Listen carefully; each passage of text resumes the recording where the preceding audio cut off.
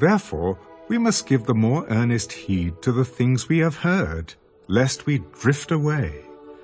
For if the word spoken through angels proved steadfast, and every transgression and disobedience received a just reward, how shall we escape if we neglect so great a salvation, which at the first began to be spoken by the Lord, and was confirmed to us by those who heard him, God also bearing witness both with signs and wonders, with various miracles, and gifts of the Holy Spirit, according to his own will.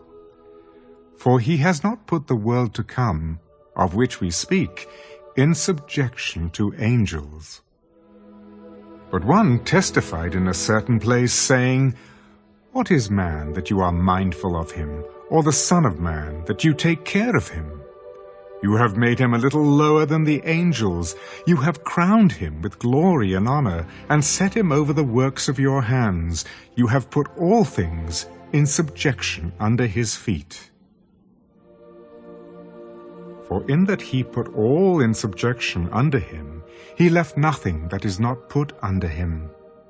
But now we do not yet see all things put under him, but we see Jesus, who was made a little lower than the angels, for the suffering of death, crowned with glory and honor, that he, by the grace of God, might taste death for everyone.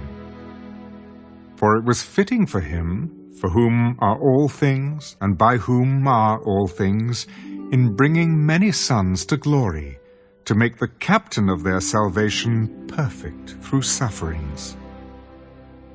For both he who sanctifies and those who are being sanctified are all of one, for which reason he is not ashamed to call them brethren, saying, I will declare your name to my brethren. In the midst of the assembly I will sing praise to you. And again he says, I will put my trust in him. And again, here am I and the children whom God has given me. Inasmuch then as the children have partaken of flesh and blood, he himself likewise shared in the same, that through death he might destroy him who had the power of death, that is, the devil, and release those who through fear of death were all their lifetime subject to bondage. For indeed, he does not give aid to angels, but he does give aid to the seed of Abraham.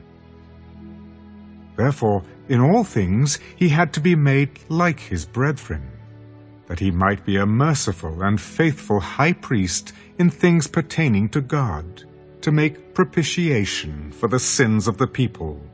For in that he himself has suffered, being tempted, he is able to aid those who are tempted.